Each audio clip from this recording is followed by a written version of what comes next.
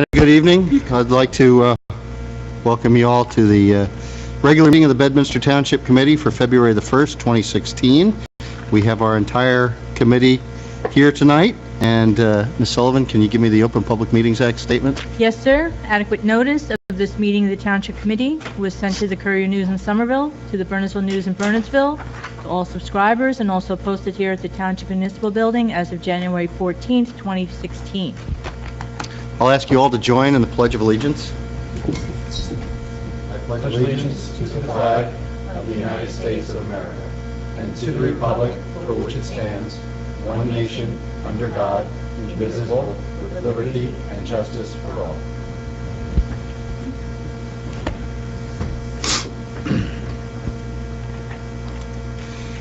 So, before we get to tonight's agenda, I want to say something. We'll all get a chance to say something in a little bit, but I did want to note and announce what I know everybody in this room knows, but for the record, today is a bit of a sad day for Bedminster with the passing of Chief Craig Meyer. We've been very fortunate here in Bedminster to have Craig for 20 years serve as a police officer, starting as a special officer all the way up through detective and sergeant and lieutenant and then finally chief. I can remember when I first started on this township committee, Bill Stevens was still the chief, and he retired, and we selected Pat Usry as the new chief of police and Craig Meyer as the new lieutenant. And Pat was an outstanding lieutenant, and Pat had really been helping Bill do a lot of the chief's work in the final days, and Pat ran an outstanding department. We had an outstanding department under Pat Usry, and his lieutenant Craig Meyer, Pat and Craig were a really good team. And when it was time and Pat decided to move on and retire himself, then we selected Craig as the next chief. And my perspective on that was, well, we're probably going to get more of the same. Craig and Pat are kind of birds of a feather, and we've got a fine police force, and we're going to just continue to have a fine police force. But when we elevated Craig and brought Carl on as our new lieutenant, speaking for me, what I've seen over the past couple of years is a transformation of an already fine department into an excellent one. And it was only a short time, but Craig was truly what I would consider a transformative leader. And we were very lucky to have him for as long as we have. Bedminster has really been a safer place, a more secure community because Craig Meyer has been on patrol. And there's going to be a lot said over the next couple days and couple weeks. But this is my chance to say it. So I want to pass along Bedminster Township's condolences and best wishes to Kaki and Grayson. We will be there for that family as the days and months and years go on. And I also want to thank Carl Rock, because through all this, you've been doing your job, and you've been doing a lot of the chief's job, and flawlessly, no complaints. You've had a heavy burden on your shoulders, and we appreciate it. And we'll let everybody be able to comment in just a little bit, but I want to start out the meeting like that. Having said that, let's go to the approval of meeting minutes. We have minutes from January 19th, our regular scheduled meeting. We have January 25th budget work session number 2, and our executive session from January 25th. Any comments or questions or additions? If not, I'll take a motion. So moved. Second. All in favor? Aye. Thank you all. Permits and raffles. Permits and raffles. We have a raffle license for Main Stream, May 21st, 2016, 6 to 11 p.m. Fiddler's Elbow Country Club, an off-premise 50-50. We have a raffle license for the Villa Walsh Academy, May 16th, 2016, 6 to 11 p.m. That's at the Fiddler's Elbow Country Club, an on-premise merchandise. We have a social affair permit for Mainstream as well, May 21st, 2016, 6 to 11 p.m. at the Red Tail Farm. That's 1100 Rattlesnake Bridge Road. And we have a social affair permit for the St. Jude's Children Research Hospital, February the 6th, 2016, 7 to 12 p.m. at the Fiddler's Elbow Country Club. Any comments or questions? If not, I'll take a motion. So moved. Second. Again, all in favor? Aye. Thank you all. Public comments. As we do customarily twice at each meeting, we invite folks to that microphone up there to make any comments that they deem. All right, seeing none, let's go to reports from subcommittee chairs, and we will start as we traditionally do with Mr. Payne. Thank you, Mayor. I think in light of the circumstances tonight, I'll dispense with any report. There's nothing of urgent nature at this point. Okay, thank you. Mr. Olson? I agree. Mr. I Jacobs? agree. Let's. I agree, there's so much. Ms. Santers? All right, we will continue on. Ms. Sullivan, Administrator's Report. My report is in your packet. Please review it when you get a chance. I'm not going to go over it. All right, discussion of introduced ordinances scheduled for public hearing. We do not have any. Introduction of ordinances. We do not have any. Public hearing of ordinances. We don't have any. Consent agenda. Do we have anything on the consent agenda? No, sir. So we have two resolutions. We have Resolution 2016-027. That's the award of a contract to eConsult Solutions. Mr. Blarder, do you want to just fill in a little bit on what eConsult's doing for us? I will, Mayor. As many of you are aware, we are involved in Mount Laurel litigation, as are many other municipalities in the state of New Jersey. eConsult was hired by some 270-plus municipalities to produce an expert report to counter the report that has been set forth by Fair Share Housing Center, who hired Dr. David Kinsey. That report was produced on December 30th. It has been forwarded by many municipalities, including Bedminster, to the judges that are in charge of Mount Laurel litigation. Municipalities such as Bedminster that wish to retain eConsult need to now do so by authorizing an individual agreement. That is not to say that we are going to be using them right off the bat, because it's still early on, and no one knows where we will end up or not end up, but it's important to bring them on early because 270 plus towns will be looking to retain them, and some of them, I think unfortunately, that wait too long will be the last person sitting without a seat when the music stops. The only solace that I can offer is that the money to fund the eConsult contract does not come from your general taxation funds, not paid for by taxpayers. We are allowed to utilize the developer fund that has been built up over many years for purposes of COA and affordable housing. All righty. Any comments or questions? If not, I'll take a motion for Resolution 2016-027. So moved. Second. This will be a roll call vote. Mr. Payne?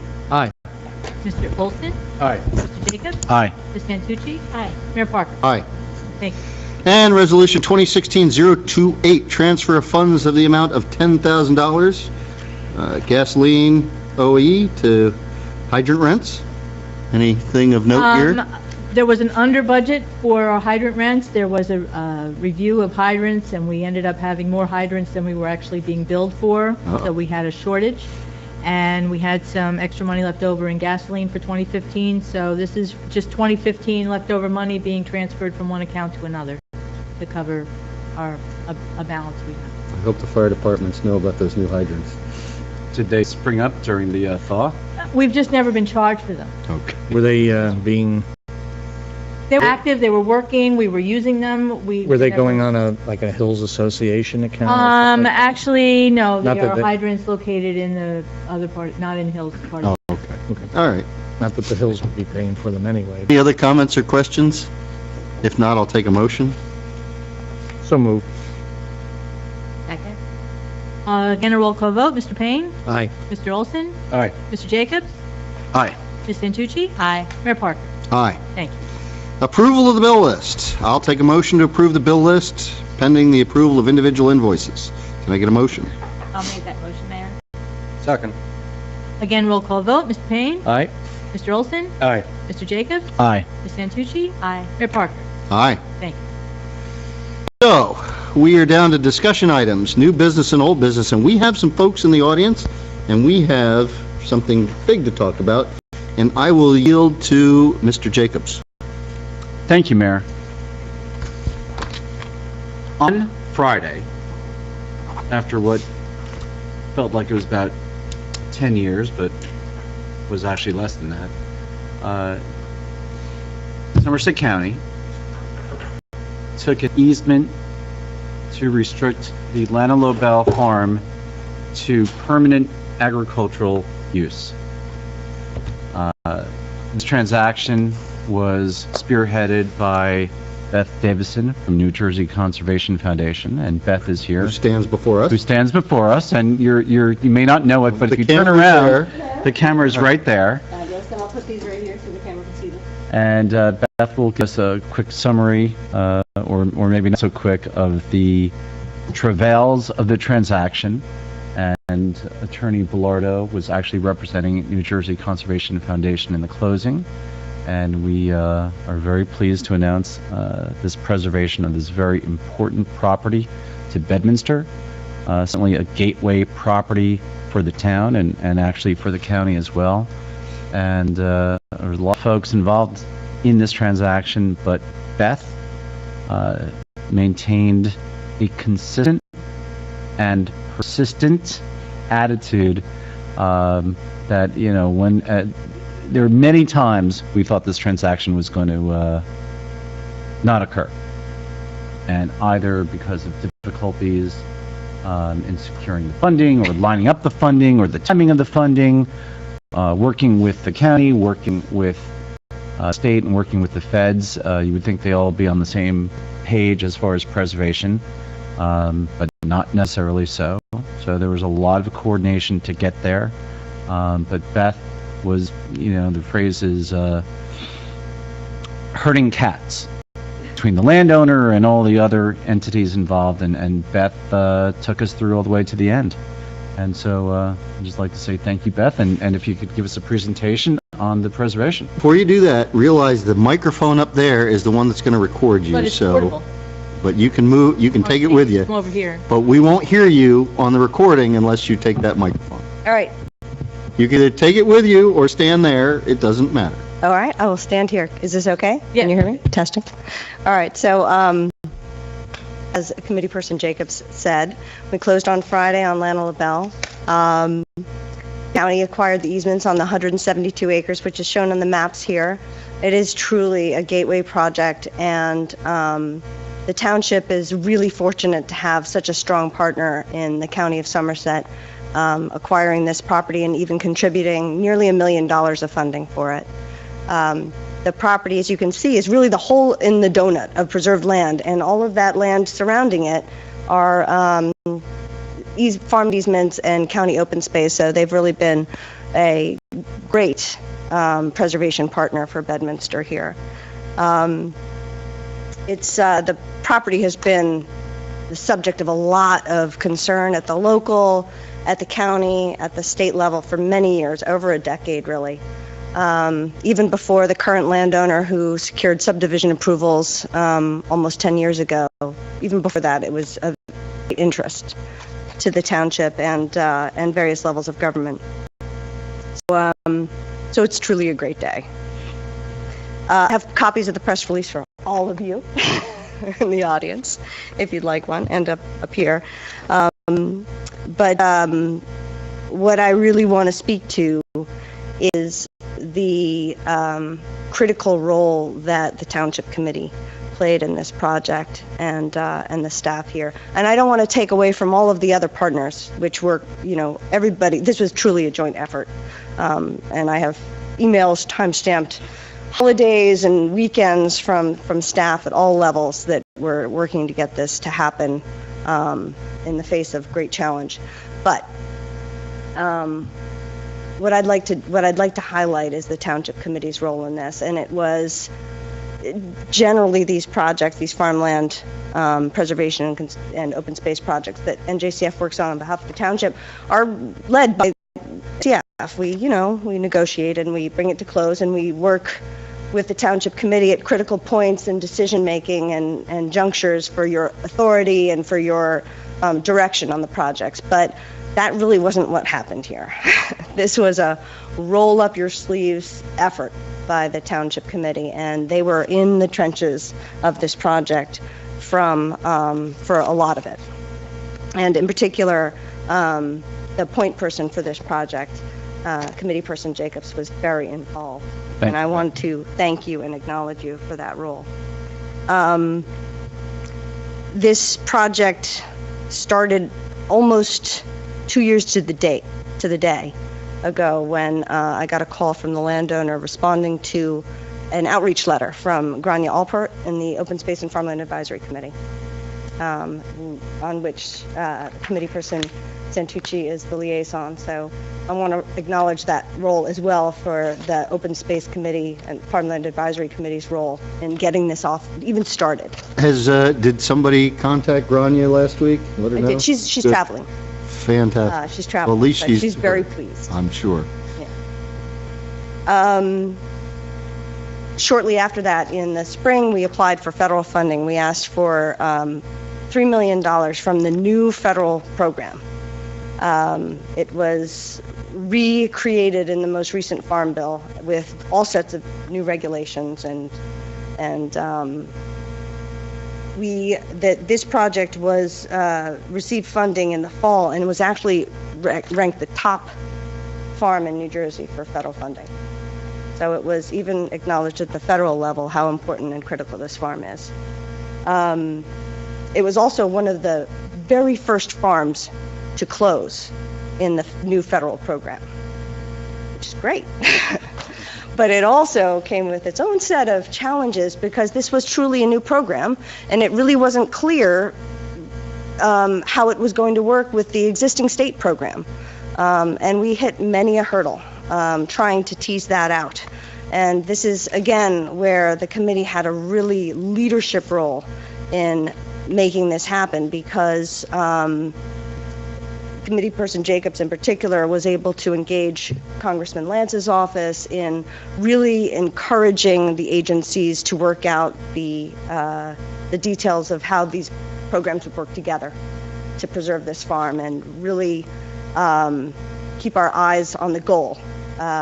These projects can, as I'm not sure if I mentioned, they can take 18 months from the time that you apply to the state program. And we had 12 months from the time we applied to the state program and a new program to work with and recreate. So it was a challenge.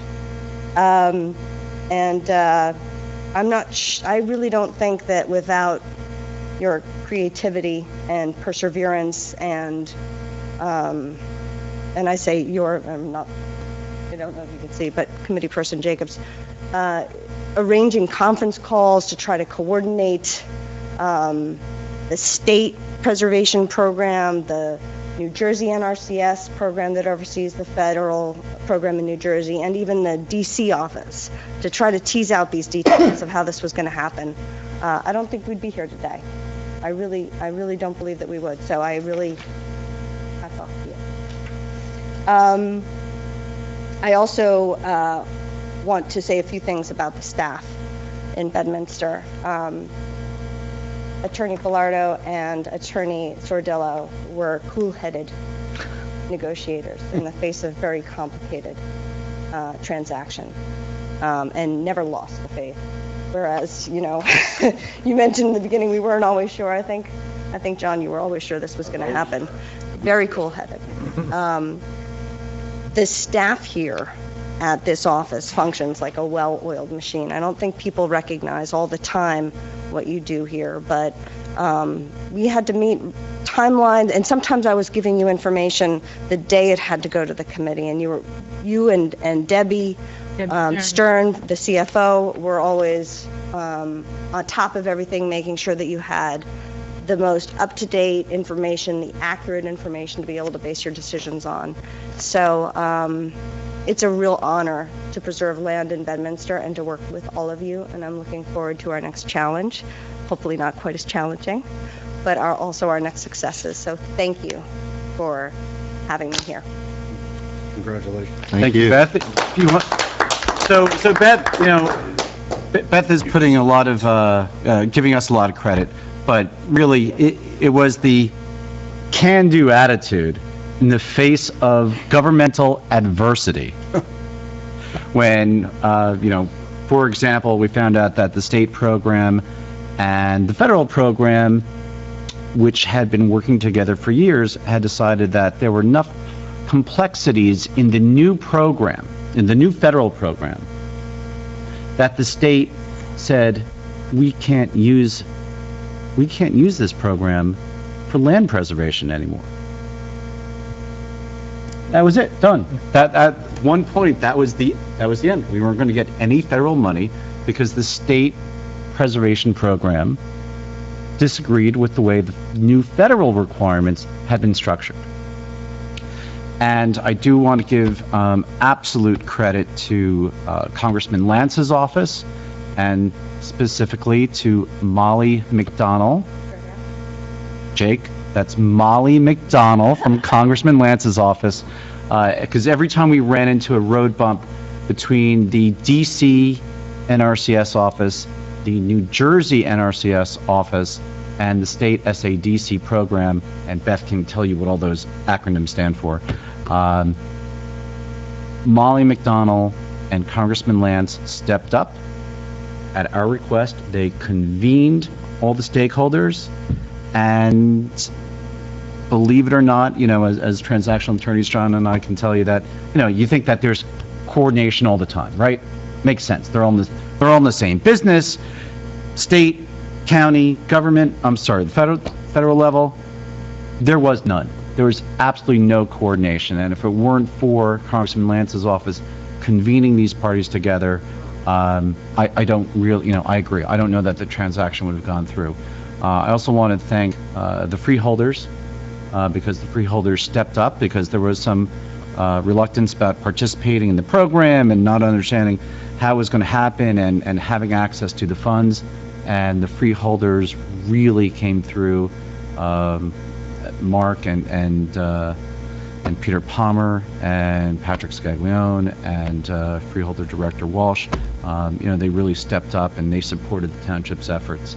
And one question I want to pose out there to Judy is, Judy, how much cash did Bedminster contribute to this? I don't have a specific number. We pledged up to $50,000 to pay for legal fees, for appraisals, for all the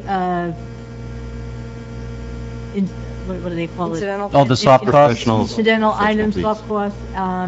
We didn't get anywhere close to that. We didn't get anywhere close to that. So of this $5.8 million preservation project, there was really no cost to the Bedminster taxpayers. And the money that we did have pledged would have come out of our open space trust fund account, but we didn't hardly skim the surface. Right. And also give credit to Beth, because there was a heck of a lot of effort in getting the appraisals, the multiple appraisals, to conform with what the landowner had set as his floor for the property, and the contribution from the federal level, from the county level, and from the state level, to really get those numbers to work out so that Bedminster's participation in the grant itself was zero, other than the dedication of our federal grant through NJK. Yeah, the federal grant was really, that covered largely most of the county's, what would normally be the county's cost share, and all of what would be Bedminster's cost share in one of these projects was covered by the federal money, and it was challenging, as we've discussed, to kind of work through the details of that new program, but well worth it to the taxpayers. And so just to, if Beth can just give us a quick summary of the details, the acreage and what's allowed going forward. Yes, it's 172 acres. There are two easements, one on north and one on south, and the approximate boundary line between those two is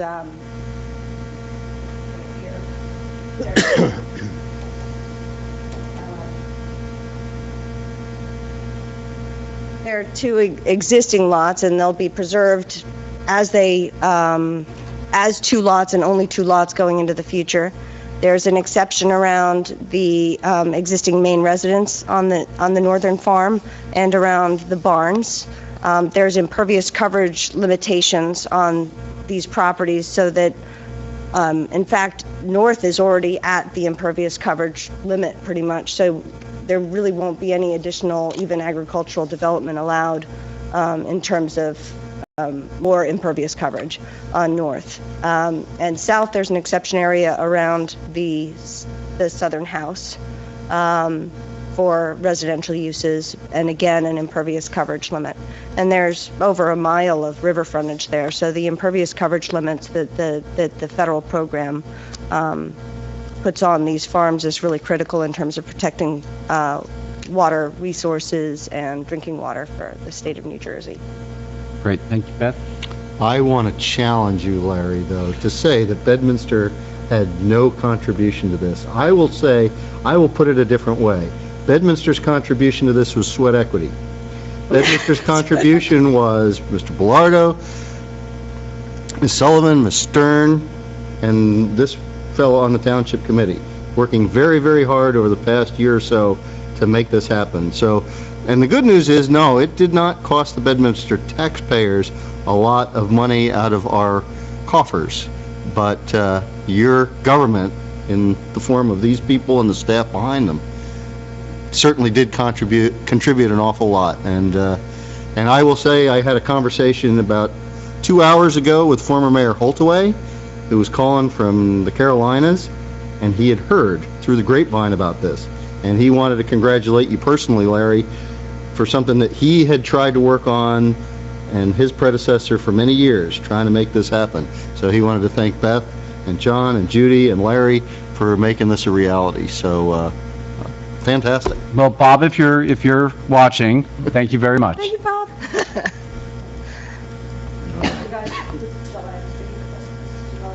Sure. But make sure he gets it back there. The fellow in the back is the most important one to get this thing. Great job, Larry. Thank you, Bernie, and thank you, Beth. Yes. Okay, we can also look at some old business, unless anybody, I'm sorry, if anybody has any other new business. We can go to some old business. If Beth, if you want to, If you want- Jake wants to see these boards, Or you can take them in the back.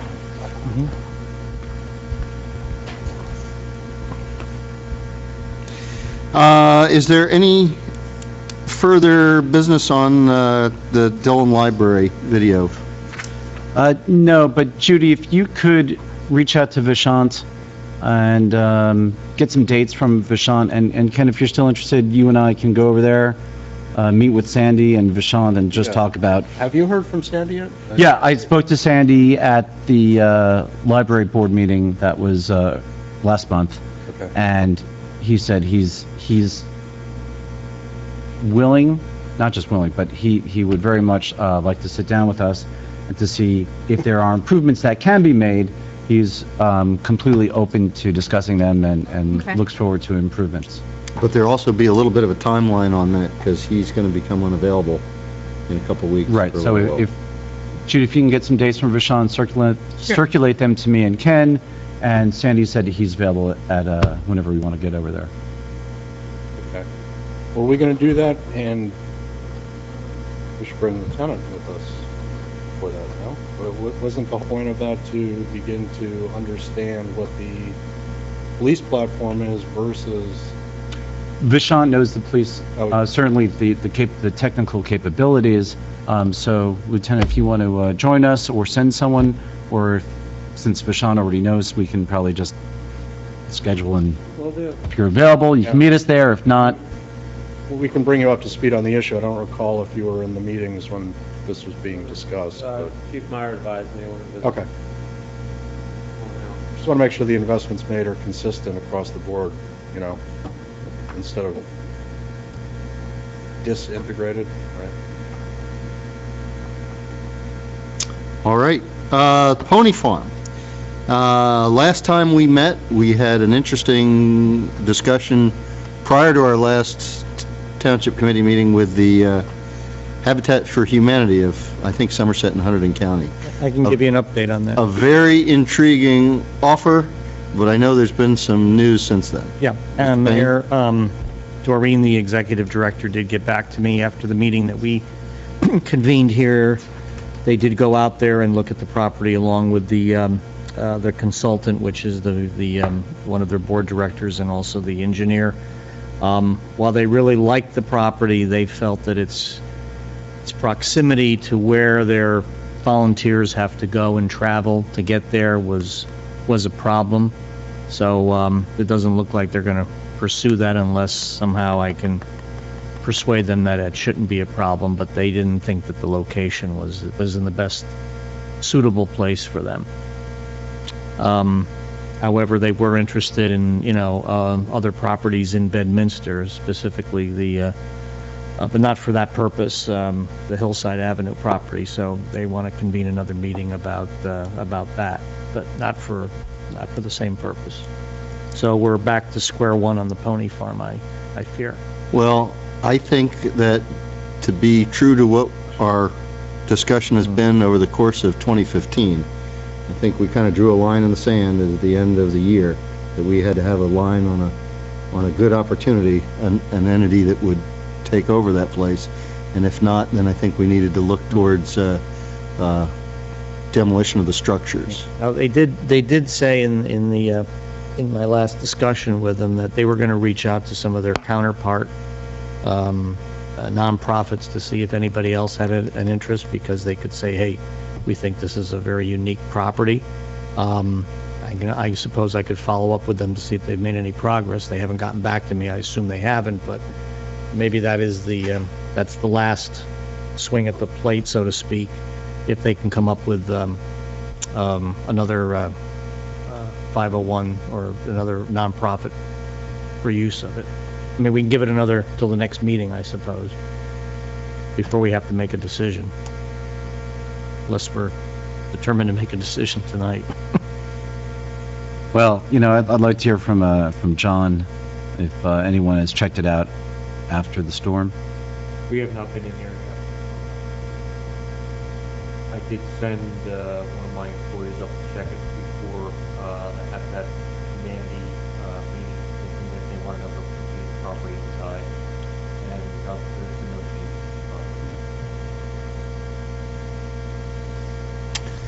Well, I mean, I, for one, really would have liked to have seen that property taken over by somebody. The family that donated the property and the land around it did put some money into it to improve it, and we had somebody in there for a while. But I also don't think that we ought to be stringing this along. It is deteriorating with every week that goes by. I don't think we're going to come up with a solution tonight, even if we say that the time is, all the sand is run out of the hourglass. But I'll also say that we need to start, I would like to ask John to start giving us options as to how we dispose of that property. And maybe, Bernie, you'll find an 11th hour or something before we get all those options. I don't think we're going to solve that tonight, but I would like to get the ball rolling on what's the next step. Mayor, I did have a conversation with a local person who works for an organization who's interested in the property. However, they're looking for it as a residence for a educational purpose. And that's unfortunately a non-starter. That's what you're going to run into. I knew that was. I think so. So let's see what, John, if you can get us some options, maybe not by our next budget meeting, but our next regular scheduled meeting, and let's see what's out there. Right, and just to be clear, the reason it's non-starter is because of the Green Acres restriction that's on it. And also the septic. It can't handle it. Yeah. It was renovated to a point that does not handle showers, dishwashers, washing machines. But, for what it's worth, I mean, they were legitimately interested in it. I personally think Habitat for Humanity, considering the disrepair it's in, the Yeah. slight disrepair it's in, would have been a great, would have been the perfect fit. And, no, I, like I said, I think we did the absolute right thing by swinging the bat and seeing if there was a there. But I also think if that's not gonna happen, we gotta make a decision at some point. So, and we did sit at this dais Right. last I mean, year you and know, say, as and certainly the building is not going to miraculously improve itself. There's already been vandalism, the copper pipes. I mean, at some point, it's going to be a hazard. Whether an attractive nuisance, using legal terms, or I just don't want to see someone get hurt by going into the building and somehow the township being responsible. There's a cost, certainly, with the demolition, and a timing factor, and you know, we've asked John to look at this before, and he's talked to us about it before.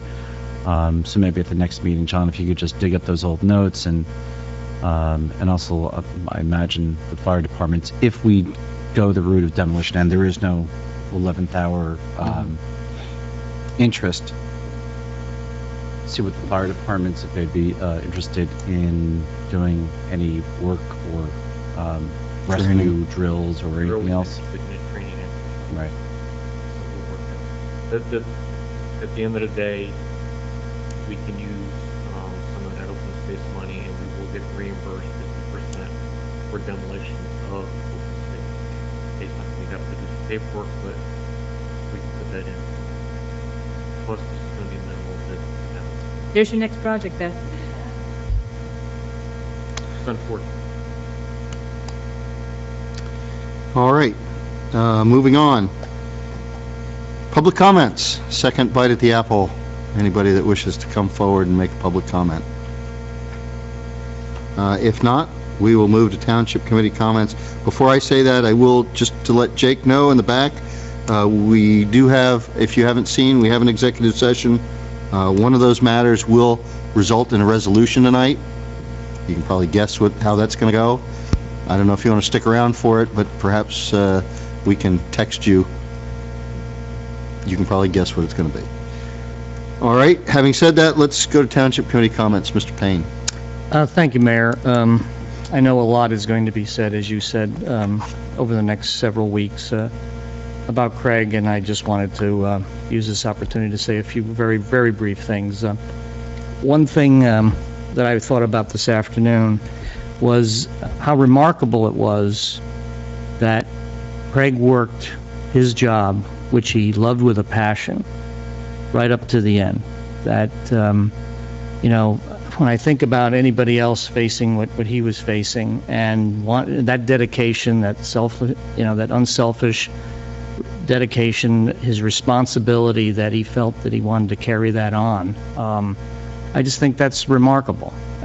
Actually, it probably borders on heroic, because I'm not sure a lot of people would be able to focus on a job responsibility and his team and his other fellow officers when he was, fighting his illness like that. So that's what I think I'm going to take away from all this, is that isn't a model, of for all of us when it comes to personal responsibility, whether it's your job, your family, or whatever. That's, like I said, that's more than remarkable. It's heroic, and may God bless him.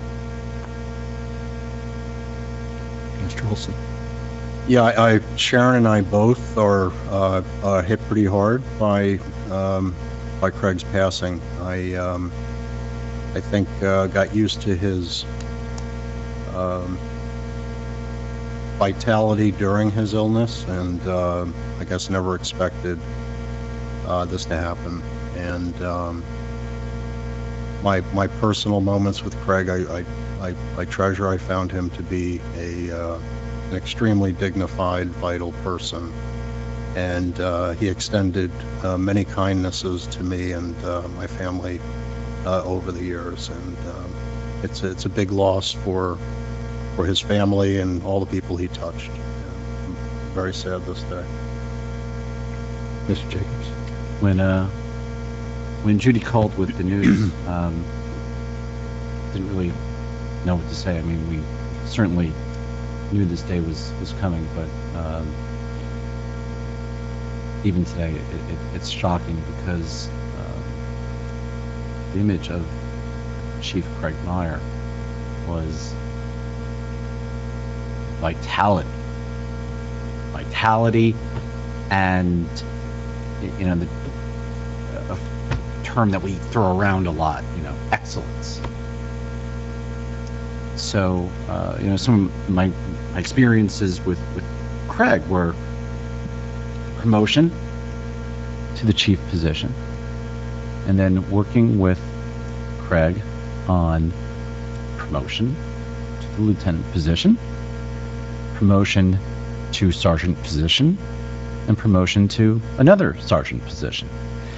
And of course, looking at Craig every time we had a meeting and he was up here, or seeing Craig out on patrol, or seeing Craig running on the hike and bike trail, and just seeing him around, and excellence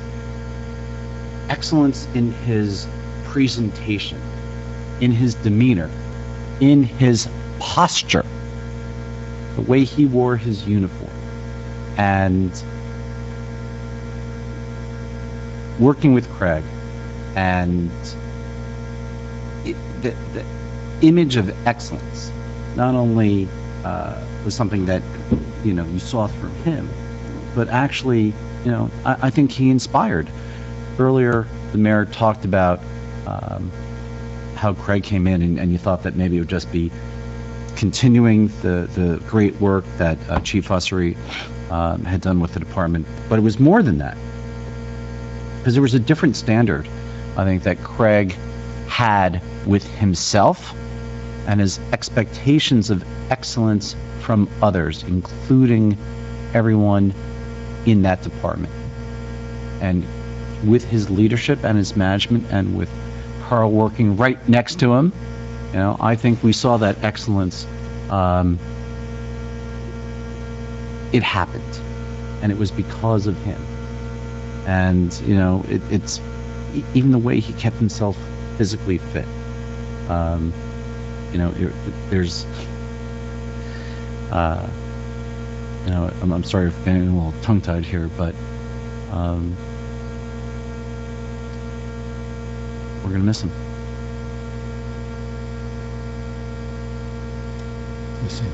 So for me, Craig's smiling face used to sit right there, and then we went to here. We changed up a little bit, but we could communicate just by a look. If something was going on, I would kind of nod. We've had some interesting visitors sometimes, and Craig and I would look at each other, and I knew he understood exactly what I wanted to say but couldn't say. He welcomed me from day one, which was amazing, and he was just a sweet, dedicated, smart gentleman, and he was wonderful to myself, my husband, and all of us, and we're going to miss him very much.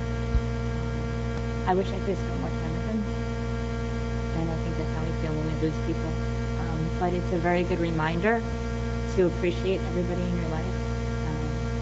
And I always try to take away at least that from something that's very sad and tragic, and we have to kind of be there for each other and love our families and our friends. And I wish the best for him. And as you said, Mayor, we will be there for them down the road. We're not going to forget what Craig gave us. Thank you for the opportunity to say that.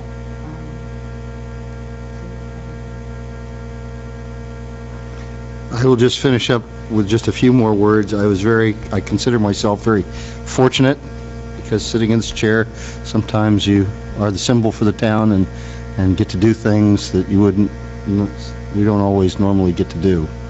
And I was lucky enough to go with Judy and Carl Rock up to visit Craig a week ago last Friday. And we all know how private Craig has been about this, and honor and respect are really the words that I think of when I think of Craig Meyer. And as Bernie was saying, we came into his house. Carl brought him his big fruity drink from the Dunkin' Donuts. And don't think about a police and donut joke here, but he did enjoy these big fruity drinks as they went down well. And there he was sitting in his living room with his police laptop, just as you were portraying him. And although he'd certainly lost some weight and was hooked up to a lot of tubes, but he was working and he was engaged. And I was lucky enough to get about 25 minutes of just talking, and that was a privilege for me. Kaki is an amazing lady.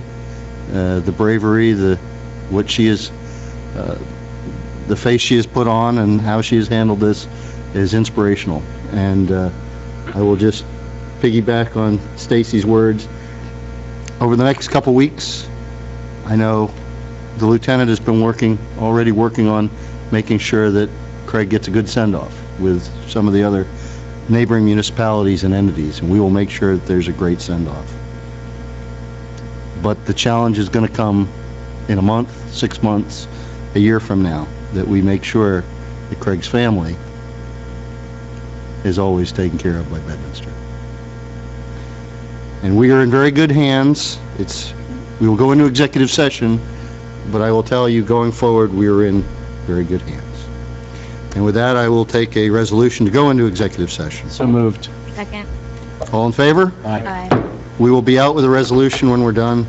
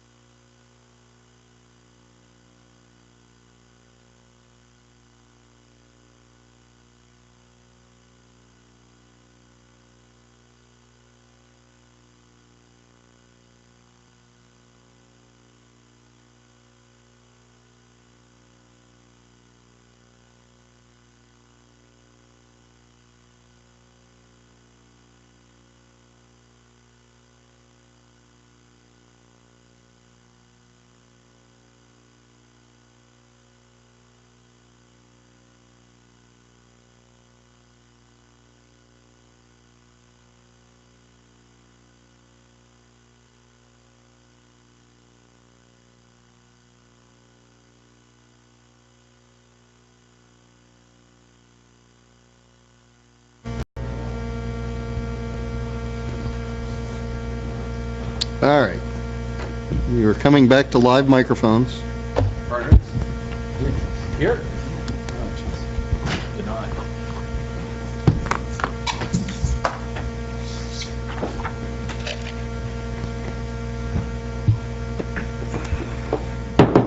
It's 8:23, and we're returning from executive session. We have one resolution before us, and it's Resolution 2016-029.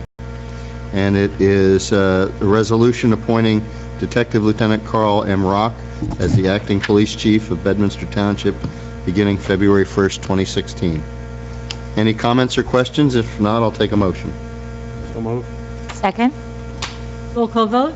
Mr. Payne? Aye. Mr. Olson? Aye. Mr. Jacobs? Aye. Ms. Santucci? Aye. Mayor Parker? Aye. Thank you. And with that, I will take a motion to adjourn. So moved. Second. All All- in favor? Aye. Aye. Good luck, chief. Good night. Good luck.